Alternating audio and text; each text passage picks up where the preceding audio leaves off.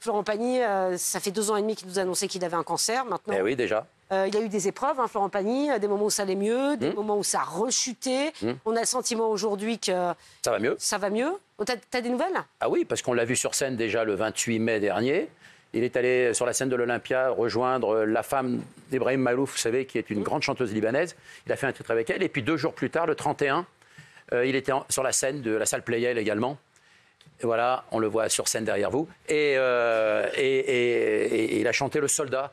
C'était à Playel, ils ont fait un concert en faveur de l'armée et de ses œuvres humanitaires. Vous vous souvenez quand même le choc quand Florent Pagny annonce sur son compte Instagram qu'il est malade? Je dois annuler l'ensemble de mes concerts suite à un problème de santé. En effet, on vient de me diagnostiquer une tumeur au poumon, une tumeur cancéreuse, pas très sympathique, qui ne peut pas s'opérer. Donc, je dois rentrer dans un protocole de 6 mois de chimiothérapie et de rayons X. Vous savez tous que dans la vie, le plus important, c'est la santé. Et quand on a un problème, il devient prioritaire. Moi et ma moitié devons nous mettre en mode guerrier afin d'affronter cette épreuve un peu particulière. Ouais. Et c'est vrai, vous vous souvenez, effectivement, c'était en janvier 2022, le choc et l'onde de choc que ça provoque. Auprès du public. Vous en souvenez? On était tous bouche bée. Oui, surtout qu'il avait annoncé un cancer au stade 3, ce qui est quand même déjà très avancé. Et heureusement, il a fait tous les soins durant l'année 2022. Et puis après, il est parti en Patagonie où il vit là-bas. Seulement, il n'a pas pu faire tout le traitement complètement. Donc, il a dû refaire un traitement. 6 mois de chimiothérapie. Oui, ce qui est très long. Et puis, le cancer a recommencé à partir de janvier 2023. Donc, il est revenu en France pour faire son traitement. La fameuse immunothérapie, vous savez, ce qu'avait fait Johnny, d'ailleurs, la dernière année de son existence. Et puis là, ça a bien fonctionné. Donc, il est plutôt bien. Il a repris du poil de la bête. Il annonce aujourd'hui une tournée qui devrait commencer en 26 à l'occasion de son 65e anniversaire, oui, parce qu'il aura 65 ans en 2026, Florent Pagny déjà. Et donc, et là, c'est une tournée qui s'annonce triomphale. Hein. Donc, dans l'intermédiaire, il a quand même 10 saisons avec The Voice. Comme vous le savez, il était dans le jury. Il a interrompu pour ces années, évidemment, où il se faisait soigner. Non, les Français l'aiment bien, vous savez, c'est un personnage très important. Il a marqué la vie des Français régulièrement, avec des succès incontournables, évidemment, depuis mars 1988, avec son tout premier succès qui s'appelait N'importe quoi. Ouais, bah oui, carrément. Ça a fait plus d'1 million d'exemplaires. 1 million, vous vous rendez compte? C'est colossal. C'était vertigineux. On l'a vu, on se souvient aussi des images de Florent Pagny sur le plateau du JT TF1. Il a bien communiqué. C'est vrai que physiquement, on se souvient de lui, il était très amaigri. C'était bouleversant. Et il a continué à donner de ses nouvelles via son compte Instagram. Il a toujours gardé le lien avec son public. Regardez. Bonjour à tous. Bon, je viens vous donner un peu de mes nouvelles. Vous avez remarqué que j'étais pas très réseaux sociaux, donc je vous ai pas imposé une série Netflix sur mon traitement et mon histoire. Mais bon, maintenant qu'elle est bientôt derrière moi, puisqu'il ne me reste plus qu'une chimio, je peux vous dire que je vais très bien. Alors oui. J'ai un peu changé de look. Le protocole a plutôt bien marché, puisque dès les 2 premières chimios, immunothérapie, ma tumeur qui était grosse comme un kiwi s'est transformée en une noisette. J'ai été très bien accompagné médicalement, j'ai été très bien accompagné par ma moitié, mes enfants. C'était un gros succès, ça. Ma liberté de penser. 2003. Et je crois qu'il avait sorti cette chanson pour faire passer un message aux impôts, à l'administration. Ah oui, il était en plein contrôle fiscal. Ouais, c'est ça. Ouais, vous avez raison, il était en plein contrôle fiscal. Et en fait, il a pu récupérer ses meubles et ses objets personnels grâce à Pascal Obispo, il faut le rappeler, qui lui est allé à la salle des ventes après la saisie d'un huissier pour racheter les meubles et les objets de son ami Florent Pagny. Non, c'est très simple. Non, il y a eu 2 problèmes fiscalement. C'est-à-dire qu'en fait, les chanteurs touchent des avances. C'est-à-dire sur un disque que vous n'avez pas encore sorti, vous touchez une avance. Et vous déclarez votre avance aux impôts que si vous avez vendu le nombre de disques qui recouvre l'avance. Or, lui, il n'a pas fait gaffe, il n'a rien déclaré du tout. Voilà. Je comprends, à la ça peut arriver. Et puis l'autre problème, c'est qu'on avait vu un chiffre, c'est 8 Français sur 10. Hein. C'est peut-être 9 d'ailleurs sur 10. Et l'autre problème fiscal de Florent Pagny, il vit en Patagonie. Mais vous savez qu'en France, on ne paye pas d'impôts quand on est plus de 185 jours en dehors du territoire français. Donc il ne paye pas ses impôts en France? Alors, on ne savait pas. En fait, on l'a attrapé, on savait qu'il était sur Boulogne-Billancourt parce qu'il est entre le portable. Il n'était pas en Patagonie déjà, si? Si, absolument. Au moment où il y a eu le problème fiscal. Ah oui, il est en Patagonie. C'est pas à ce moment-là qu'il est parti justement. Oui, mais le problème, c'est que quand vous dites aux impôts que vous êtes en Patagonie, il faut amener les billets d'avion. Si à un moment donné, vous dites je suis en Patagonie, mais que votre carte bleue, Elle fonctionne à Paris. Bon, il y a un problème. Votre téléphone portable. Vous voulez être fait voler. On était en train de parler effectivement de l'état de santé de Florent Pagny. C'est vrai qu'on a vu des images assez récentes où il semblait en pleine forme. Tiens, c'était au Salon de l'Auto, regardez. À Beaune. Exactement, en mai dernier, à Beaune. Regardez, Salon Prestige, on va peut-être revoir les images. Ouais, il avait l'air bien. Oui, il est bien. Il ne se cache pas, c'est-à-dire que bon, voilà, il est là, il est au milieu de la foule. Mais c'est compliqué. Il avait une bonne tête. Et c'est courageux parce que quand on a un personnage public comme il l'est, une telle célébrité, c'est très compliqué quand on doit gérer une maladie en parallèle.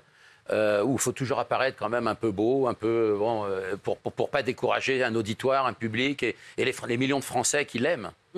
C'est ça, la vraie difficulté. C'est compliqué. Il a toujours été transparent là-dessus. Il a annoncé son cancer, on l'a vu en image sur Instagram. Puis derrière, il a fait le JT. Puis derrière, il a fait 7 à 8 avec Audrey Crespo-Barra. Il est venu sur le plateau de The Voice alors qu'il était très affaibli. On l'a vu avec une image, voilà. Fabien, tu parlais qu'il fallait toujours être beau à la télévision, etc. Il assume ça. Et c'est vrai que Florent Pagny a toujours été transparent sur sa maladie dans les médias. Ouais, c'est vrai, il avait donné de ses nouvelles également sur France Inter dans la bande originale. Alors là, il était vraiment dans le creux de la maladie.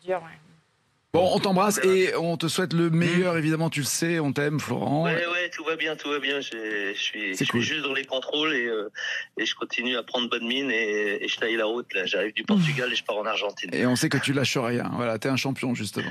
On t'embrasse. Ouais, c'est ça, il garde le sourire. C'est vrai que ce soleil dans la voix, et même effectivement sur la vidéo, on le voit, où il a changé physiquement, il a perdu ses cheveux, il sort de ses épreuves de chimio. C'est compliqué, hein. Il garde le sourire. Et je trouve que c'est quand même pas mal. Il le fait, il a choisi de communiquer sur sa maladie. C'est vrai on la cache je vais vous répondre une vérité. En même temps, il n'a pas le choix. Quand on a un personnage comme il est, on est obligé. Céline Dion fait la même chose. À un moment donné, on ne peut pas cacher. Oui, mais avant, c'était tabou, Fabien. Oui, on n'en parlait pas. Qui a commencé? Je ne sais même pas, parce qu'on a parlé, on avait Dominique Lagon-Sans-Père. C'est vrai que Jean-Pierre Pernaut a choisi effectivement de communiquer sur sa maladie, mais je pense que même avant. Non, Johnny avait communiqué sur son cancer déjà. Ouais. Une dizaine d'années bien avant sa disparition. Non, il y a des artistes qui communiquent quand même avec. On est obligé, plus ou moins. Oui, mais c'était tabou avant. Franchement, quand on était artiste, on n'avait pas envie de montrer. On va dire dans les années 60-70, on n'en parlait pas. Non, Louis Mariano. Mais même 90. Non, Louis. Toi même début des années 2000. Même début des années 2000. C'est que depuis 5-10 ans qu'on voit ça, mais on ne voyait pas ça au début des années 2000. La disparition qui avait choqué la France le 14 juillet 70, c'est la mort de Louis Mariano, qui avait un cancer déjà depuis 6-8 mois. Donc il était remplacé au Châtelet. Il avait une doublure qui le faisait. Mais quand on a appris sa mort le 14 juillet 1970, la France entière, le monde pleurait. Parce qu'on a dit, mais il est mort de quoi, une crise cardiaque? Non, il avait un cancer et tout le monde l'avait tellement caché. La maison 10, l'entourage, les managers et Louis Mariano lui-même. Et que c'est vrai ce que vous dites, c'est une autre époque. Oui, c'est ça, il y a une différence aujourd'hui, c'est que quelque part, même si la personne n'a pas forcément l'intention de révéler sa maladie au grand public, elle n'a pas le choix. Elle n'a pas le choix parce qu'il y a les réseaux sociaux, parce qu'il y a la presse people aussi qui est là. Tu peux choisir de te retirer, de te taire, hein, excuse-moi, mais je veux dire, il faut l'assumer. Moi, je trouve qu'aller porter sa maladie, bon, d'abord, moi, je trouve ça, à titre personnel, génial, parce qu'il y a le nombre de cancers en France est monstrueux, et ça permet à certains de s'identifier, de se dire, ben voilà. Je communique sur mon cancer, je suis comme vous. Je suis comme vous, on passe les mêmes épreuves. Moi, je trouve que c'est une belle démarche. Après, tu peux avoir de la pudeur et pas avoir envie de révéler ta vie privée et dire moi, j'ai telle ou telle maladie. Mais ça regarde, c'est très personnel en fait. On peut pas juger. Il y en a certains qui ont envie aussi de maîtriser leur communication avant qu'elle ne leur échappe. Et sur ce genre de choses, je pense que parfois. Et il n'avait pas d'autre choix. Malheureusement, parce qu'il avait tourné toute une salle de The Voice, il devait revenir en direct durant la finale. Et c'est cet instant-là où il devait montrer qu'il avait moins de cheveux, qu'il était un peu plus faible. Donc en gros, il y avait ce timing très très précis où il ne devait que communiquer parce que les gens l'auraient vu d'une manière ou d'une autre. Il a continué de vivre puisqu'il est allé au mariage de sa fille à New York. Absolument. La force. Il avait même souhaité un joyeux anniversaire en vidéo à Michel Drucker qui était ému aux larmes. Regardez. Joyeux anniversaire Michel. Alors, joyeux 80 ans, 4 fois 20 ans. C'est vrai que tu t'entretiens super bien, tu fais bien attention à toi. Et tu vas pouvoir attaquer, je pense, tes 5e 20 ans à venir. Et tu seras peut-être l'homme de télé unique au monde qui présentera un programme à 100 ans. Florent, on s'appelle régulièrement, pratiquement toutes les semaines. On s'envoie des petits mots. Il est ému, Michel Drucker. Et vous savez quoi, vraiment, moi je ne le connais pas personnellement, Florent Pagny, mais il a l'air sympa. Oui, très. Non ? Il a l'air sympa. Et surtout, il a son immense qualité, et Pascal Obispo en parle régulièrement, c'est son côté animal. Il est instinctif, Florent Pagny. Ce qui lui donne ce côté un peu sauvage, un peu rebelle, contestataire, mais en même temps tellement attachant et tellement gentil, de simplicité, avec la voix, vous l'avez très bien dit, Pascal. Et puis voilà, c'est vraiment, il y a des gens, ce sont des gentilles personnes, et lui, il en fait vraiment partie, dans le bon sens du terme. Ouais, on a hâte qu'il remonte sur scène, il s'est fixé une deadline, hein, c'est ça, c'est pour mes 65 ans. Voilà. On est mi-2024, disait-il, voilà, donc c'est en 2026, j'ai encore 1 an et demi à faire. Un peu de contrôle avant de pouvoir partir sur des projets à long terme. C'est ce qu'il avait dit à BFM TV. On l'attend impatiemment. Bah oui, on l'attend. Bien sûr qu'on l'attend. Florent Pagny, qu'il revienne fort. Comme Céline Dion d'ailleurs. Et moi, ce que j'espère, c'est que Vanessa Paradis viendra le rejoindre sur scène. Ah bon, pourquoi? C'est une grande histoire d'amour. Oui, non, mais merci. Il a un souci énorme. Non, mais attirer vraiment. Non, mais le temps a passé. Oui, le temps a passé. Le temps a passé. Je sais pas si on les a revus ensemble à côté en photo. Mais non, hein. On les a jamais revus ensemble. Jamais. Belle histoire d'amour. Mais tu guettes. Ouais, mais ils étaient tout jeunes. Elle chantait Joe le Taxi à l'époque, non? Alors, chanter Joe le Taxi. Donc, quand ils se sont rencontrés, c'était en décembre 88. C'était sur Sacrée Soirée qui s'était fait aux États-Unis sur une émission Disney spéciale là-bas à Disney World à Miami. Et donc, ils ont eu un coup de foudre. Ça s'est conclu qu'au mois de janvier 89. T'étais dans la chambre? Il a la date. Non, ça vous intéresse pas? Non, si, vas-y, fini. Enfin, des blagues. Michel Marie du People. Non, ça s'est conclu à Avoriaz. Alors, c'était pas à 3h du matin, non, c'était à 23h30 parce qu'ils étaient fatigués. Voilà. On n'a pas les détails. Non, mais c'est là, et c'est là, voilà, ils étaient à Avoriaz dans une émission de télé. Et puis, vous savez, les hôtels communiquent, les chambres. Ah, écoute, on n'était pas là et on ne veut pas savoir, Fabien. C'est une histoire qui a duré jusqu'en 91. Hein. Oui, c'est Michel Marie du très belle histoire. Ouais, c'est ça. Merci beaucoup, Fabien. Bon, peut-être à très vite. Hein. C'est toujours un plaisir de t'avoir. De même. Partagez.